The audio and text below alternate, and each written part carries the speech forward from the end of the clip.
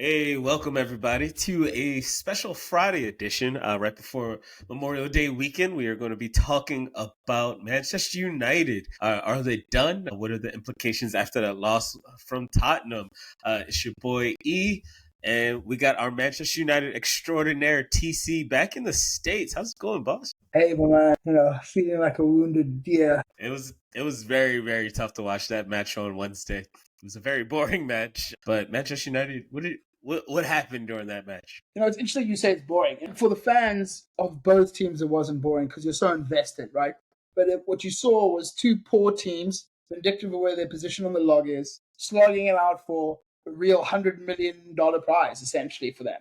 Mm. And essentially, like something both sets of fans craved, both sets of coaches needed. And unfortunately, Manchester United, like their season, just came up short, unfortunately. But I mean, short, like literally some great goal line clearances, but really just essentially, it was one match in which really could have, we thought could have saved our season or saved a piece of our season. But really, it was just a further stab in the heart. The season has really been, all I can say is Arsenal. I mean, sorry, terrible. It was hard to take, to be fair. I haven't really been able to really look at the blogs. It's been tough to take, to be fair. We needed that. We needed that. I know I wanted it. You needed the money as well, for The sure. money, and I think that's where it really leads to is it's massive, massive financial implications. Number one is Champions League football comes with added additional revenue, additional Hmm. matches, home matches, which is additional revenue into the coffers. This also means that you are playing like you're enticing players. For us, we need to beef up a squad Yeah. desperately. We cannot entice people with no Champions League football. Back in the days, we might have paid higher salaries, but we don't have money to do that. So really, we're in a very precarious situation. You then start to look at what does that mean for some players that are like we can cash in on. There's been talks of Fernandez going to Al Hilal in Saudi Arabia, which I would never expect. I don't know if anyone That's a can weird one. afford it. That's a weird one. It I is a didn't weird one. hear. Look, he wouldn't want to go for money, so I doubt he would accept that. Even if they accepted the offer, he wouldn't want to go there. I think for him, it's about rather for trophies, so it'd rather be to a top Spanish, top German club, i.e. Bayern, or the two there at the top there. I think Hmm. the other players that are then going to have implications of that, Alejandro, you heard his bit of turmoil after the game. He only played 20 minutes. So there are things that these implications had because of that. Had you won, Alejandro still might be touched, but he still might not be saying publicly how he's like, let me see how the summer goes. I only played 20 minutes. I played every other round, but I played 20 minutes. Hmm. There's been dissent about the coaching, about Amrin's style. There's been some talks coming out of the camp recently of yesterday or today actually of some players saying that Amrin is too overconfident with the system that he has to be persistent in this 3-4-3 system because Hmm. it just simply isn't working. And if he's going to persist with it, it's not going to work. Now that kind of dissent at the end of the season is okay for now, but you've got to quell that shit come fucking preseason. The worst thing I feel for these players is they've just gone that shit, had a barbecue back in Manchester as part of the off season, a barbecue for losers. I would not have turned up. But the worst thing is everyone would have been told you have to turn up, and I would have been like so pissed off I would have turned up. And then on top of that, they still have to then go on postseason tours straight after to Very South true. Korea. So it really is not going to be easy for them, to be fair. And it's very difficult to be a Manchester United fan at the moment. It's very difficult. I'm sure as an Arsenal fan, you pretty much know this, what it's like for perennial decades. Yep. So I'd really like to lean on to you in terms of what you thought. I mean, obviously, I'm invested in the game here, Eric. So I saw a different game to what you might do as a neutral spectator who was maybe trying to make sure that Spurs did not win. Obviously, Yes. you said it was a boring game. There were very different moments there for us.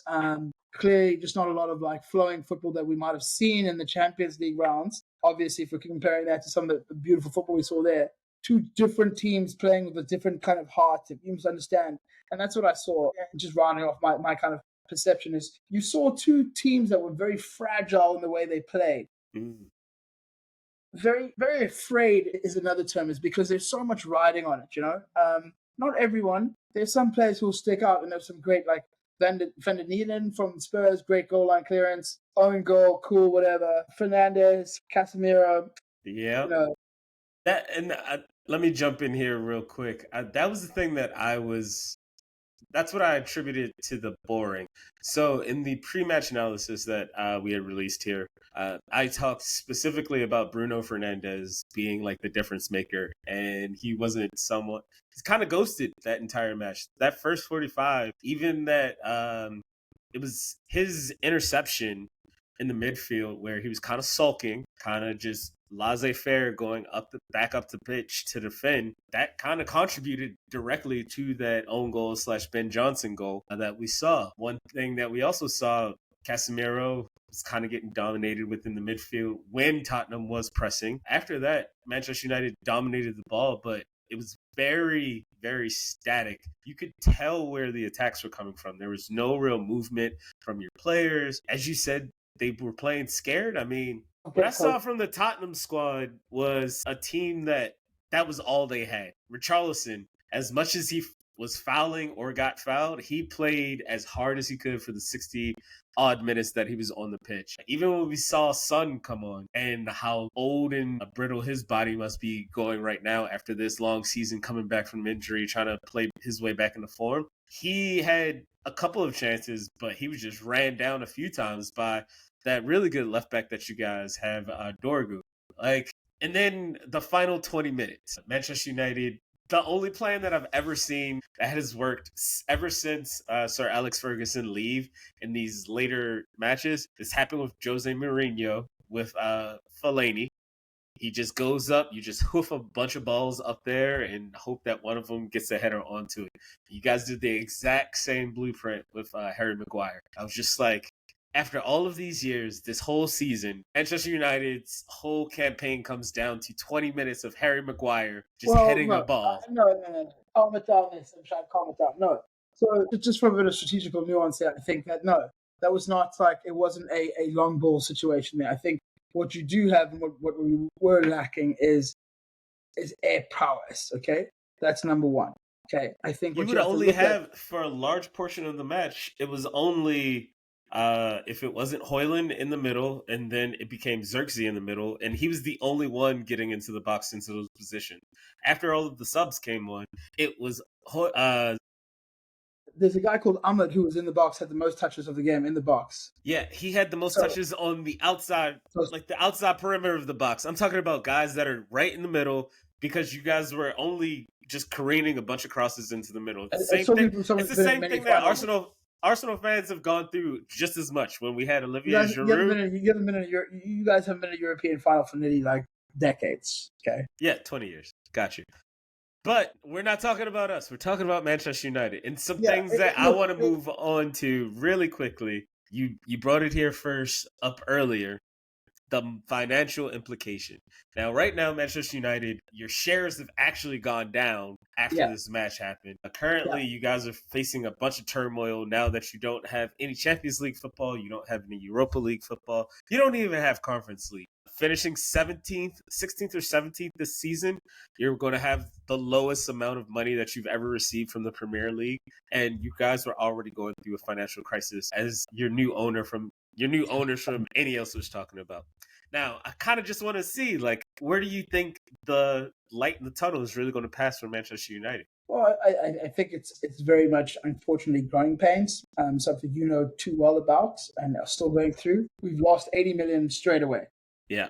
10 million off our Adidas deal because of not being in any European football. Like I said, you lost another 20 million from the gate, 30 million from the gate from home matches that we won't have. You know, what we are having to look at is like potentially is income from sales of Mason Greenwood and Scott McTominay. Their accounts, that money will come from the 24-25 financial year, so that will count toward this. It's gonna be tough. I think we are going to really have to like look at our recruiting policy. I think specifically who wants to go to Manchester United. Is it an attractive program to go to at the moment? Who would want to go there?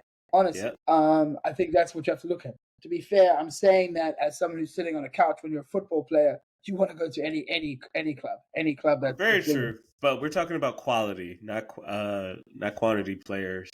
We're talking like it's very weird seeing Manchester United this bad. I mean, look, Arsenal remember how bad we were, but our worst position after Wenger retired was 8th, I want to say. That was the Yeah. furthest we've ever fallen.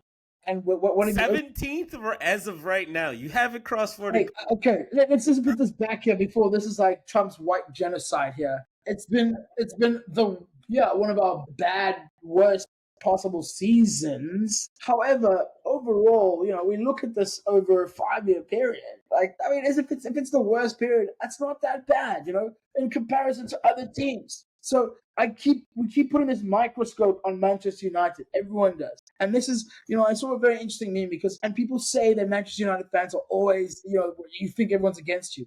But it felt like that. It feels like that. It feels like this is against us. The Well, fact is, this is there was something two that teams Arsenal fans have to deal with all the time. You're now going to have to take it. Look, the bully has been beaten down. His pants have been pulled down in front of everybody in the school. Manchester United, you guys were the big bullies for the longest time. And I just want you to see what it's going to feel like, especially now. Especially now. You lost to Tottenham. You lost to Tottenham, man. You have now given them fuel over us. We lost to Tottenham 4 times this season, but in the match that mattered the most, I'm just more worried about like the whole fact that nobody turned up. One of my other points that I want to bring up to you really quick: player sales. We already knew that the team needed to be refreshed, and I'm not talking about players that you're bringing in. I'm just talking about the ones going out. Garnacho has already stated he's going to have to look over the summer because he's pissed that he was on the bench for the final to start because of how good he was throughout the entirety of the tournament.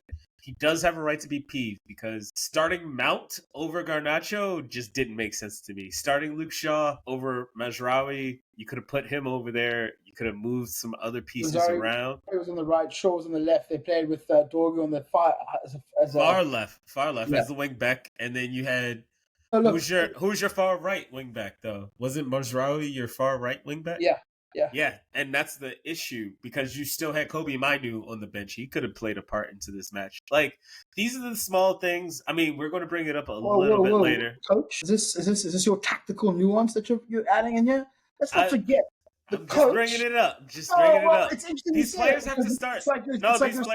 It's easy to say that now. Oh, ifs and buts, coach. You should have done this and that. Let's be honest here. Let's take one back here before we get our coaching badges and tell us Cameron what he should be doing. Man was unbeaten until he came to Manchester United. Let's not forget that. Okay, beat Man City twice. That's great. Great. No, to that point, what I'm saying is I hear what you're saying, Eric. I think what you have to look at though specifically around that is that we're not privy to some of the things that happen prior in practice, to how they're going to play, to what they're going to look at. To Tottenham's very much like nuance, they didn't really create too many chances. I didn't see Ronaldo, you know what I mean? I didn't see Ronaldo doing much. They didn't create a lot. So it's a final. You just need one goal. Stay with me. You need one goal. My point is, I'll let you land.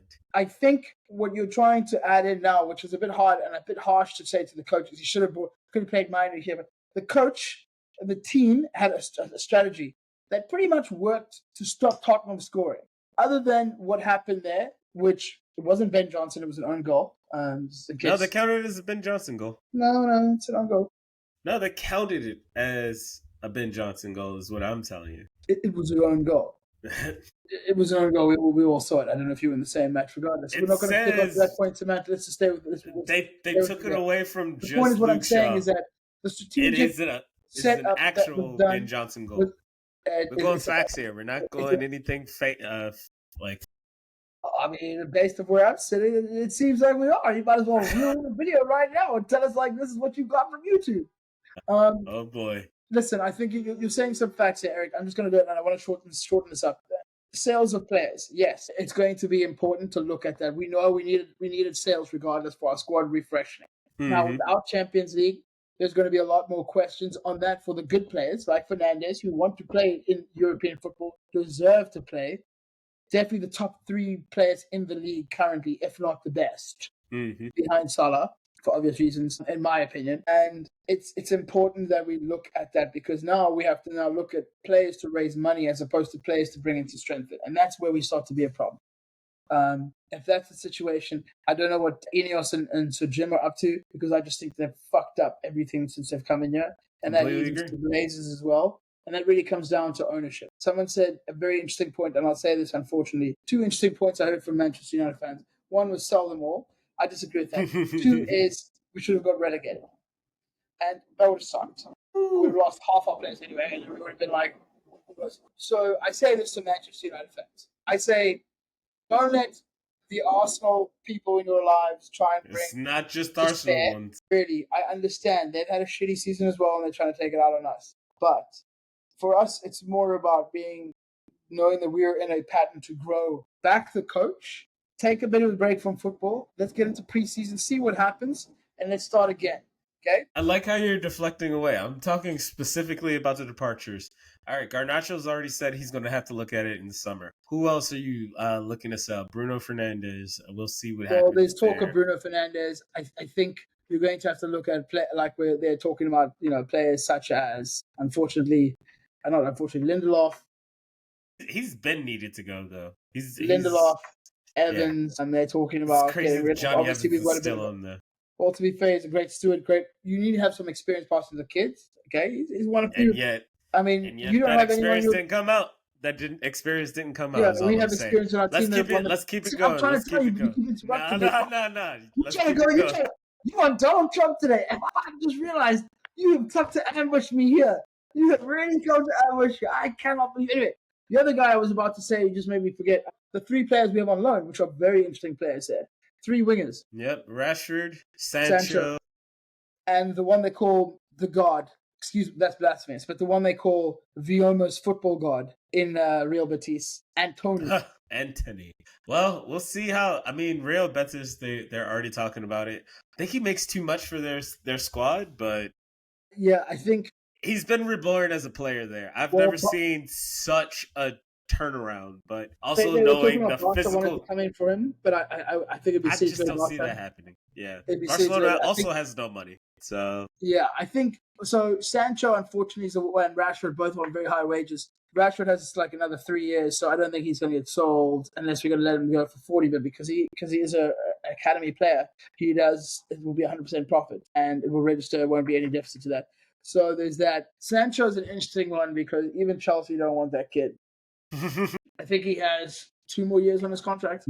Something like that. I think the only thing, I would just love like Saudi Arabia to come in for him, Just give us a little 60 for him. We'll take a loss on him. I think that gravy train went away when another Saudi prince was trying to come and buy Manchester United, and powers that be, the Glasner family, were just like, let's give it to Ineos. I would have taken that over there. They would have bought a new stadium, cleared the debt. The Glazers could have gone and focused on the Bucks, taking Tom Brady back in retirement.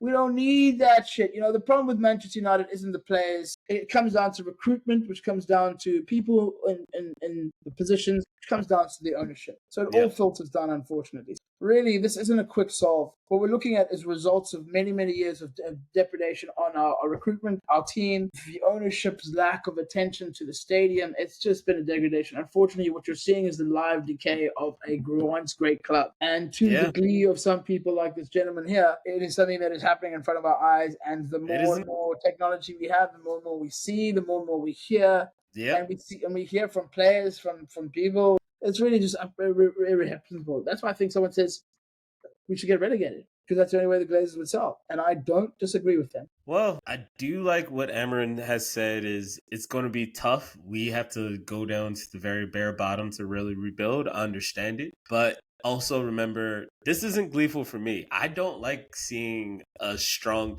traditional team, strong traditional rival at that, look this bad. But there needs to be some onus on both the fans as well as the team itself. Like, you do need to be having a light shown on how crappy this situation is.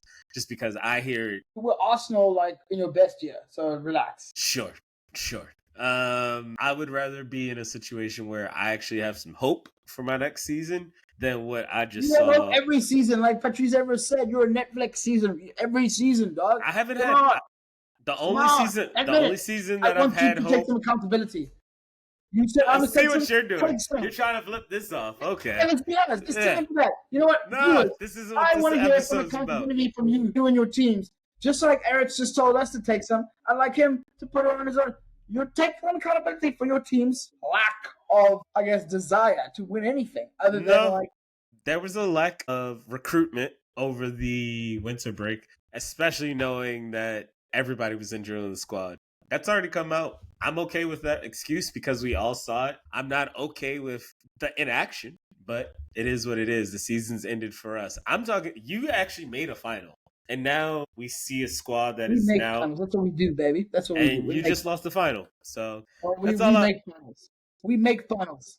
that's We great. make finals. You're Yeah, like yeah. you guys. What was your last final? The FA Cup. What was that? It's been a bit. Yeah, it's most likely an FA Cup. So I get it, Eric. It's been shitty for us. It has been shitty. I won't lie. But it's Yeah, still like 2019 was our this would be last this, final. this is what you guys would call a successful season. Let's be honest. I mean, right now A it's a lot of teams, successful not just season for Arsenal. Verstas. I'm not going to pick on Arsenal. To be fair, a lot of teams. Some teams have won their first trophy in 17 fucking years. Okay, a lot Yeah, of teams would have taken the last 5 years of Manchester United, which is fucking 4 trophies in 5 years, as fucking a great fucking turnout.